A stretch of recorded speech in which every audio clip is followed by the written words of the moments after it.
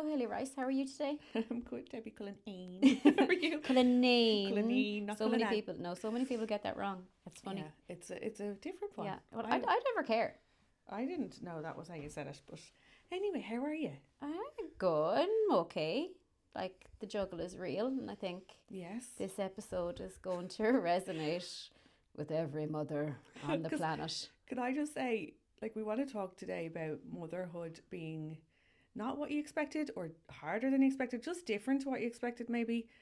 And I'm sitting here, not in my home county. It's so hard to be here. And actually, like, I've got a 1 year old.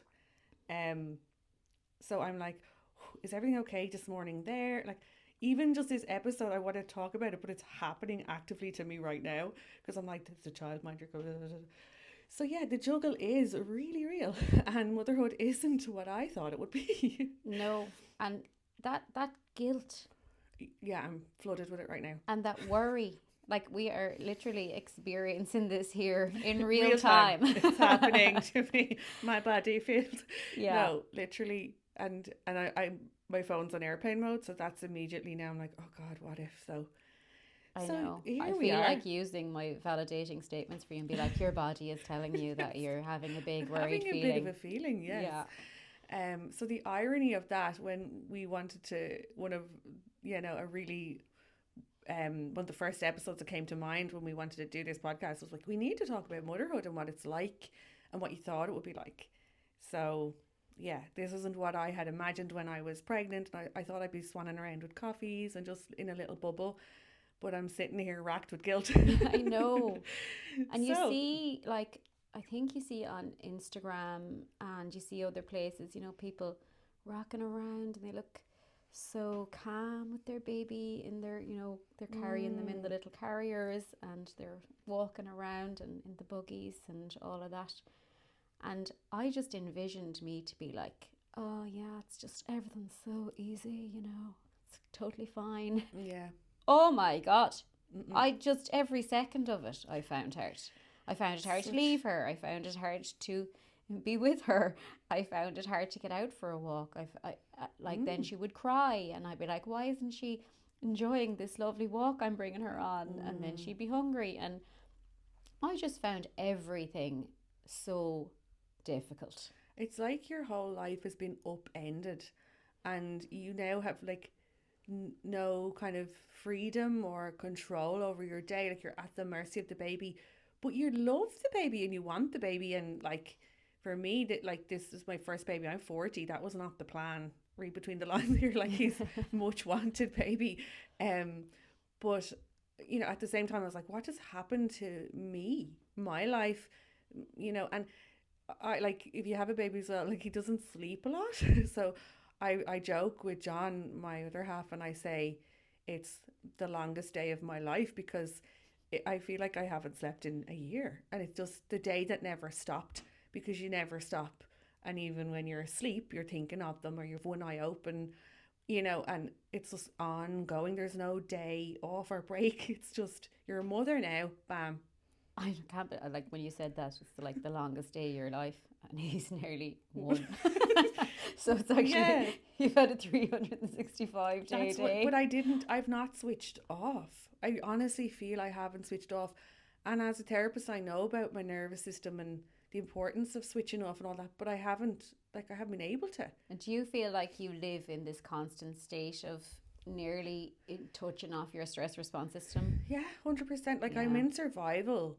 I'm surviving, not thriving. And I know the first year, a lot of people will say it'll get better or that's the hardest bit. And at the same time, I've had loads of times I really enjoy him and it's like a dream come true. I'm obsessed.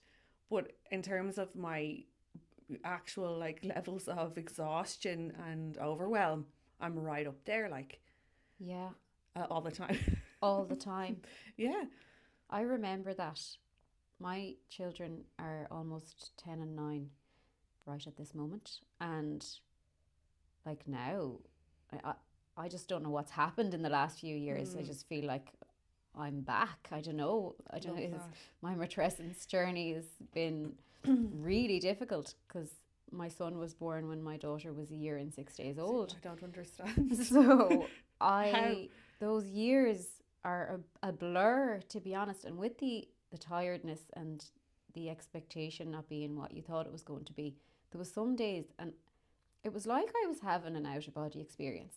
So Mm, I was looking at people, but my lens was not clear, mm, and I wasn't very nice to people mm-hmm. either. Do you know, like people who would come in and they might have a comment, and I would be just like, oh, do you know what?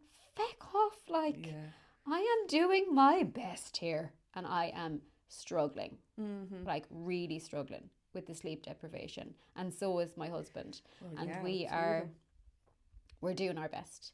And you know, sometimes you get comment like, well, if it was me, I'd try this, and if it was me, I'd try that. And I'm like, I'm doing my best. Like, Yeah. I don't know what else to do. They're babies. They don't sleep. No, It's and not my that's it. fault. And that's normal for them not to, or to have frequent wakings or chaotic schedules, like that it changes every day or whatever. But I think when you're already so tired and overwhelmed and you're adjusting to this massive life change and you're trying to find your feet, and then it can take just somebody dropping a comment that they think is helpful, but it comes, you feel it as criticism or judgment, to just make you crumble or Yeah, make you have an awful, day or two where you feel rubbish about it, or you're thinking, should I do that? Or, oh, it's just, there's just so much in it. And I think, for dads as well, becoming parents, like for both, if you're parenting with somebody, or whether you've fostered or you've adopted, there's just this massive change to have this new child or baby into your life. But I think I have to say, for the mom, it's different, because there's that mental load, there's the matrescence piece, and then there's that physical. I just gave birth. What the hell was that? oh yeah, Whatever your birth story is feeding into how you get off on, or what foot you get off on your first day as a mom. yeah. And I don't know. When I had mine, I don't know. Did you feel like this? It just was like, oh yeah, sure, go in and have the baby, and out you pop there now. Off you go. And I remember I could not believe how emotional I was the day I brought her home. I was really high the first day, so everyone has a different experience of it, obviously. But the first day I had her, I was shattered, and was kind of, she was born about 4 to 6 in the morning, so I'd been up all night, but I was high as kite. Yeah, yeah. Even though I was looking at her going, ooh, you're not as cute as I thought you were going to be. It looks so different to It's what you so imagined. funny. You And have an then imagined baby though. no, I was like, Yeah. oh, look at you. And everyone was like, oh my God, she's fab. She's lovely. When I look back at the pictures of her now, she was a little doll, like she was a Aw, dote. But my brain was just like, oh, you're not what I you're not expected. so cute as I thought you were going to be. It's funny, isn't And it? then obviously that shifted, and then I Yeah. was like, you are so divine and gorgeous. Um, but yeah, I the day I was coming home and my legs were all swollen from the epidural, and I could not stop crying. And it was the first time in my life I had experienced that rush of emotion where Mm, I literally couldn't stop. mm-hmm. And it was really overwhelming. And I was like, that day, I was like, I'm already failing at this. Oh God, I yeah. have seen people come home from the hospital and they look lovely. And Mm-hmm. look at Kate Middleton. She got a blow dry. She got a blow dry. And I was a shell. And I remember meeting my brother at the door, and he was like looking at me like, how are you? And I was like, oh, I'm not good. And he was like, you poor thing. And I was like, that's what I You're needed. falling apart at the seams. But like Yeah, literally, yeah. like I was bleeding. I had these big pads on. I was so sore. My legs were so swollen. I was like, what is this thing that I need to feed and mind? And what happens next? Like, can I just Oh get, yeah. like, I feel like after you give birth or you've had your baby, you feel like I want a week off in a retreat. I need to process this. I need a massage. I need somebody to just like potter around me and like pamper me. But no, you're into like sleepless nights and just barely caring for yourself. So it's the complete opposite of what you actually need. And also, most people like don't start talking about the birth, or you don't get a chance to anyway. So it's just all go when All actually go. you need caring for. Like, Yeah, I remember even that first night, sure, we hadn't a clue. mm, We'd nothing organised. We'd no nappies for her. We couldn't find the wipes. She was screaming, crying. I oh, was like, what? jeez, Like, what? What what's do you going do with on? this little And baby who is absolutely divine and you love so much? But it's like, oh, now I need to care for you. the gravity of the responsibility hits. I remember the anxiety. Like, I would have had anxiety really bad growing up and stuff, and I hadn't seen that for years. I was like, I don't really get anxious anymore. This is unreal. And all of a sudden, then it's like, what if he this? What if that? And you know, all the things that go through your head when you've this newborn in the house. It's mad. And like It's hard. we live in a bungalow, so we don't even have stairs. And I used to have this reoccurring thought of falling down the stairs holding her. But You I don't have a don't even staircase? have stairs. Oh, stop. But Oh, like you it was poor like devil. this was like my fear that you would trip. Oh yeah, because we do Holding have a her. stairs, and I know that one very well. I know Yeah. that fear, and like holding him like he was made of glass, nearly going down the stairs one step at a time. Like, oh, but I feel like that all of that I didn't envision that, and nobody really tells you that. Nobody prepares you for that, or they couldn't really. But also the part about being a mum that I didn't expect was that it's so continuous, but then like there's the lack of the village. So I know, you know, for a lot of the parents I work with and stuff, you know, like there isn't the grandparents around or the people calling in, and we have these nuclear families now. And I just think that I didn't know how much that would impact me, because so when I had my baby, John had a month off because it was Easter holidays plus 2 weeks holidays. My mum and dad live abroad, but they were back for like 7 weeks, and then everyone went back to work and back home abroad to Spain on the same week. So I felt the rug went out from under me, and like I have friends, I have other people around me, but they're in work. My sister's unreal. She works a full-time job. So now it's me and this baby. Just the two of us. Like all day, every day. And like the village piece was just such a big shock to the system as well. And I think that's probably more common than we realise as well. Yeah, and I think that will resonate with a lot of people. And I was listening to something with Gabor Mate recently, and he said that now is the hardest time ever in the history of the world to be a parent, even through all the different wars and things, because that village piece isn't there. We were supposed to raise in as part of a village, and I think that's a huge thing as well. The isolation, the and isolation the loneliness that you hits feel. in. That loneliness piece comes in. I think it would probably come in anyway. Like there is something about that matrescence and that like rite of passage nearly when you become a mum, that you're going through all the emotions. Like I say, we all did the crying on day whatever, and we all fell apart. We all wondered, could we do this? We all have that anxiety. Like this is almost like this process you go through. But then I think that loneliness part really hits in, or the isolation, and the what do I do with them all day? Like, And like it's we've so no one to drop in on busy. even, or you know. And then it's like sleep when your baby sleeps, but like Aye. what happens the rest That of your phrase. life? Then there was a really funny meme I saw before, and there was this one, and she was like wheeling the buggy, and the baby fell asleep. She just lay on the ground. Yeah, just like in Just the lie car, down. stop driving. Yes. But like, that phrase used to drive. I'd say maybe I did that twice. Like Yeah. I just couldn't do that. I mean, and the thing was as well, I remember in the early days when my baby would be asleep, my mom would be like, "Go on upstairs now, get a rest." And I'm like, "But I want to speak to you." So I I was glad of a rest, and them kind of sending me away to have a nap. God, I needed it. But the other part of me was like, "But I want to chat and like maybe go outside myself or like do something." But you were kind of just weighing it up. Look, it's either a shower and a quick nap, or you're going to sit on the couch and talk. But no, you need to sleep. And so you were craving human connection. I was craving the connection. I really wanted to talk. For you. For me, Not for the baby. Sorry, babies, but it's not all about you. Honestly, though, everyone that comes into your home goes straight for the baby. I know. You know, and that's lovely, obviously, but like it's no longer about you. And I don't know, did this happen to you much, but I would find you'd be having an awful morning or an awful day, and they wouldn't sleep, and they'd be crying and all of this kind of thing going on, and someone would visit you. That's fine, and the whole time they'd be there, the baby would be like asleep, and you'd be having the tea and whatever.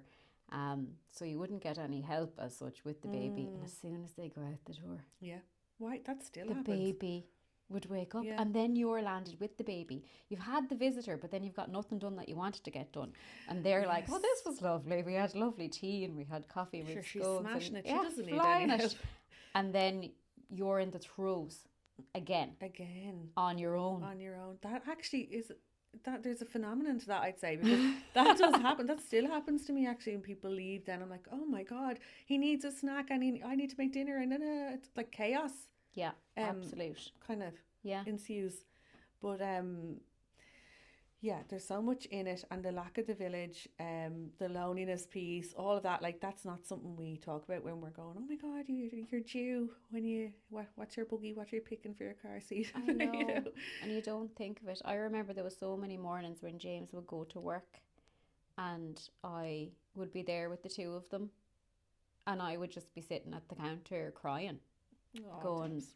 how, what am I going to do with two babies Two of them. all day long? Honestly. Who like were the worst nappers, the worst sleepers. Like, they were so bad. Like, if I got them two to nap at the one time, I think it happened to me once, to be honest, and I would have the two buggies going in the kitchen. Two my arms.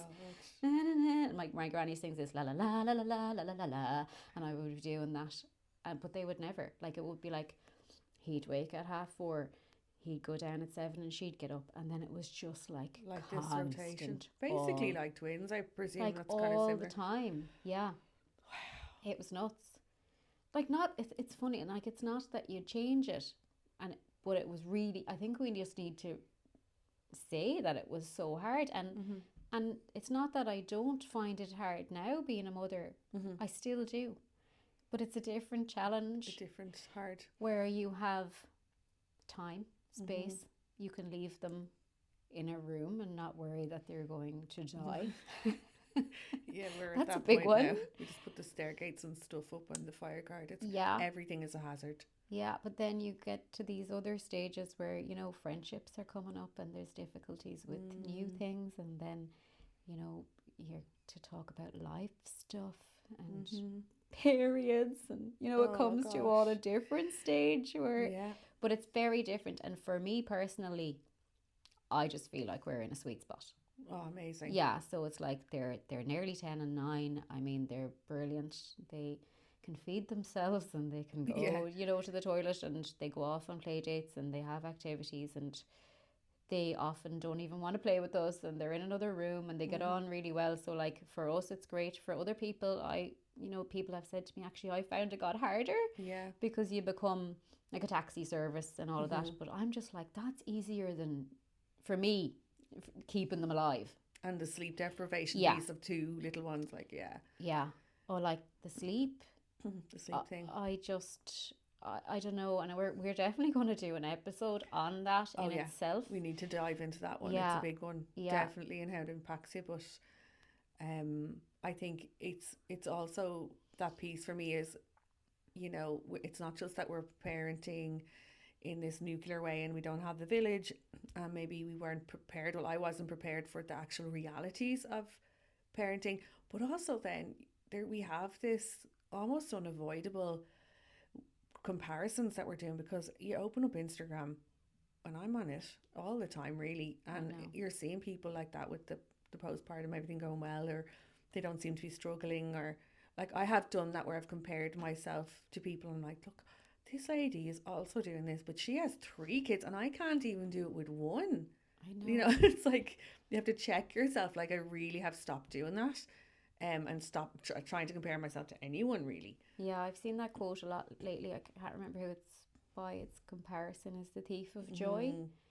And it does steal a lot from you, but we're also human and we all do it. So it's not like you're like, oh, I never do that. We all do it. And even if we try not to, we do. It still kind of sinks in. It does. It's just being aware of it and kind of catching yourself and going, oh, I'm comparing there. And look, it's all smoke and mirrors on Instagram. It doesn't mean anything. And just focusing on yourself, focusing on your own family. Like, I have loads of gorgeous footage of my children being really lovely and cute and giggly and whatever, and then 3 seconds later they could be screaming the house down. Like, you might have a little video or a picture of that, but then it just doesn't go on for a long time. Like, they're babies and they do cry and they don't sleep. Well, some of them do, but I didn't get either of them that did, but some do. Some do, and that's amazing. Amazing. And it's really hard to hear. I don't know where these babies are.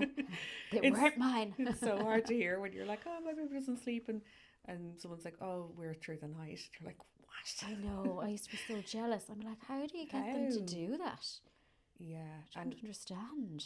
and like I'm just get baffled by it a bit. But anyway, yeah. So it is not what I envisioned.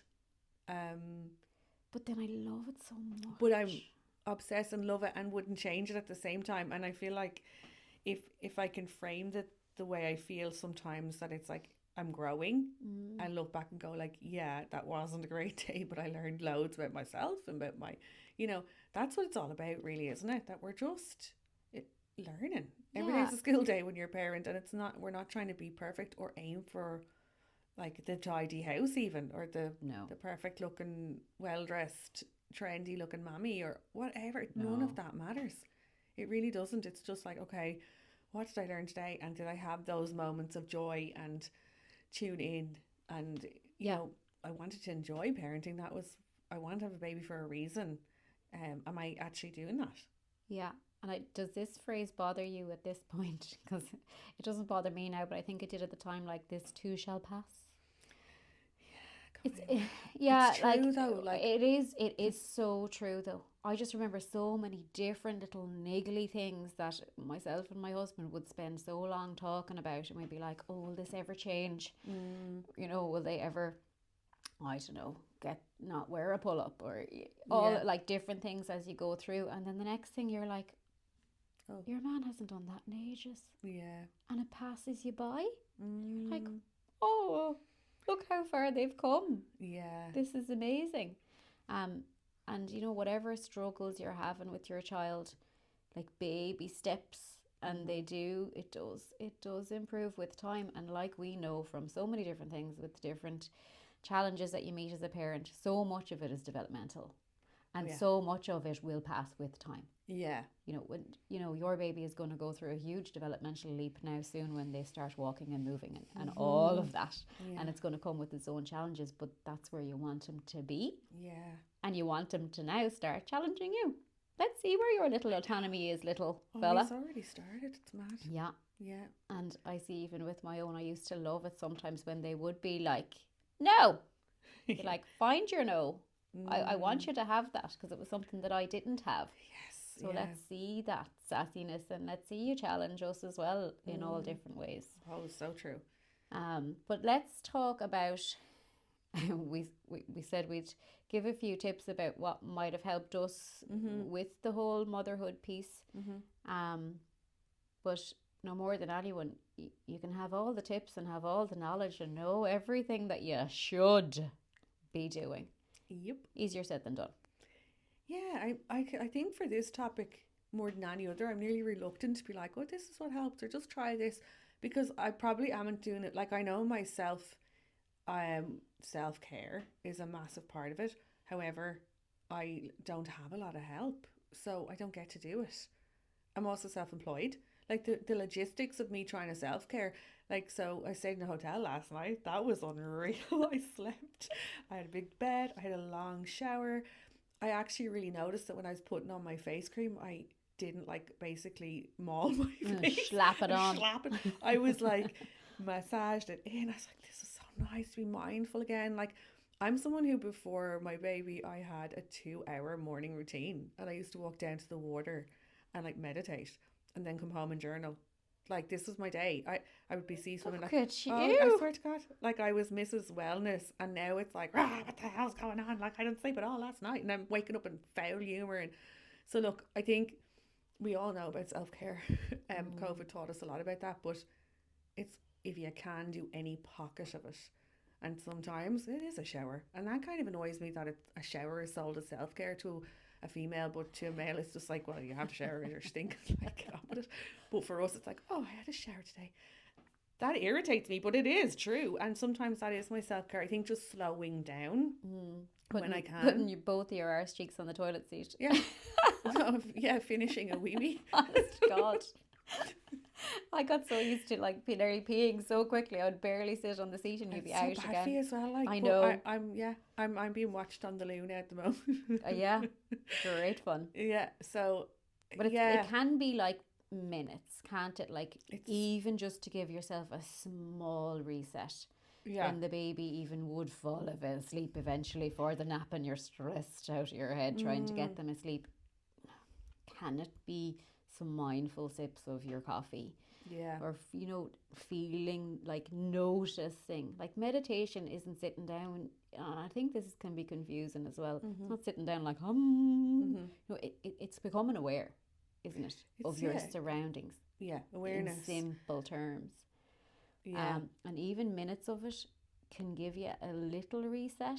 Now, Definitely. I never did this, so don't think now that I'm preaching that I was brilliant at this. My self-care, the word even annoys me a bit. It really annoys me. Yeah. Really does. I'm like, I'm what? sick of it a bit. Do you know? Yeah, because I think it's floated around a lot, and it's just become a bit fluffy or something. Sure what it is, really. But it's even like, if you can try and get a bit, I think air no doubt helps. Yes. Everyone. My walks are the saviour. Like, I have to get out of the house, and I have, even when it's lashing rain, I'm like, I have cabin fever, I'm gone. Get out for the walk. That's definitely really, really helpful. Air. I'm saying air here, and I actually hate walking. Do you? I hate it. How could you hate walking? I hate it. I go on my own. Can't cope. I'm like, this the whole step, I'm like, this is shit. No way. Why I adore. am I walking? I would like walking with my sister or with somebody. Okay. On my own. Well, what about with a podcast or something? No. I'm always afraid to walk with earphones, because I'm like, someone's going to attack me. Oh, look. No, I know it's not even funny. Yeah, but like, even around town, I just feel like, you know, when that auditory sense is gone, I get a bit scared. Yeah, yeah. Even of cars and things, I feel like my awareness is a little bit off. Yeah, you're right, really. Like, I could spout on about self-care here as a parent of babies, but I connection for me. I did plan little things away when I could get a babysitter, or else when my husband had them, where I would go with the girls and do something, or we would go and do something together if somebody would take them for us. And though even those little looking forwards used to fill me up. Like that little hit of dopamine when you have something to look forward to, and you're like, okay, I can do this. See, I totally get like that. Like, so even just being here now in Mayo and having the night in the hotel, I was like, oh my God, looking forward to it for ages. But I nearly built it up like it was my wedding day, and then like the stress of leaving, and or like I had a facial for my 40th, and I was driving up to Dublin to have it done. And then I got caught in traffic, and like, you know, when you have something to look forward to and you really look forward to it, and then it goes pear-shaped on you. Oh. It's like the fallout was like me crying and everything in the car. I was like, damn it. You're just like, why can't I catch a break? Yeah, like the universe is against me, or the whole world is against me here. And first world problems, like, God help me, I was getting a facial, and but I did make me crumble, because I needed it so badly, and it was my only thing, I suppose. We have to allow ourselves to crumble, though, and we can all, like, we don't always have to have perspective. Yeah. We can sit in crappy feelings and go, I am pissed off because my facial didn't happen. And it was the thing that I had really looked forward to and planned since for October, myself. Guys. It's like the new year. Like, I mean, it was months and months in the making, this appointment. But anyway. Yeah, but like, we can, like, perspective is great, but sometimes you just need to go, I just need to feel validated for being really, really sad and annoyed and frustrated about this small thing. I know it's a first world problem, but I still want to be able to feel it. Yeah. And I think that's the other thing for me that I've really realised what true self-care, if you want to say, is. It isn't like, you know, before I would have had the baby, I probably would have said my self-care is like going for the walk or sea swimming or like, I don't know. But now it's like, well, it's actually just naming that I need help. That's is saying, like, to my mum when she's like, how are you getting on and how's things? I'm like, oh, really, really, really awful night's sleep. I feel out of body, like I'm not coping today, and I don't need you to fix it, but just be like, oh, you poor thing, and hear me out. And actually, you know, and saying that to friends as well, and not kind of, I'm grand, not bothering me. No, actually, I'm not grand. I think that's a really important piece, because it's connective, but it's also, you're asking for help and you're acknowledging your own feelings, so that hopefully someone else is there going, yeah, I hear you. I don't really, like, it's something I can do necessarily, but I hear you. No, and you don't want the Asher, You'd be you're grand. grand, or pull yourself together now. You don't like No. that's not what you need. So if you have Don't do that.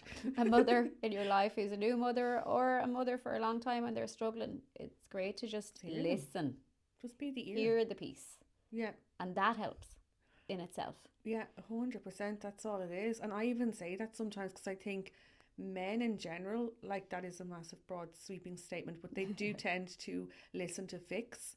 Yes. And John would do that. Like, he wants to help, and that's great. But I'm like, stop fixing, listen, please. And I literally say to him, acknowledge my feelings. And he's like, ah. And then he'll be like, oh, that sounds really hard. The therapist You've had coming it. out. Yeah, but like, I demand him acknowledge my feelings, or I just remind Acknowledge. him. Yeah.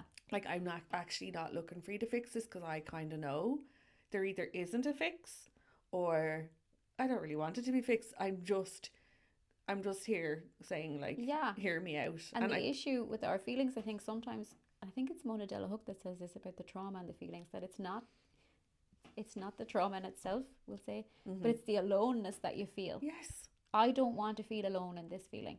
I Yeah. want you to hear me. Yeah. And I just want you to sit there and go, okay.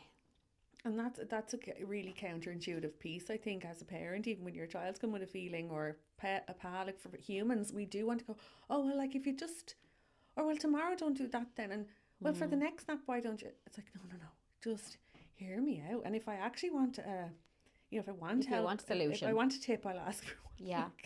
On that note, we're definitely going to do a podcast on the fixing as well for parents. Ooh, yeah. We better wrap this up. Okay. It has been a great episode. Thank you Loved so chatting. much for honesty, sharing. I think we got loads in there. We did. Hopefully it resonates. Yeah, hopefully it resonates. We'd love to hear. Is it just us? Or do you not. think motherhood was really Like, hard yeah, as it's just well? you guys. You weirdos. If you want to email us, it is isitjustuspod@gmail.com. Please subscribe, share, tell a friend, and we'll see you in the next one. See you next one. Thank you. Woo! Woo.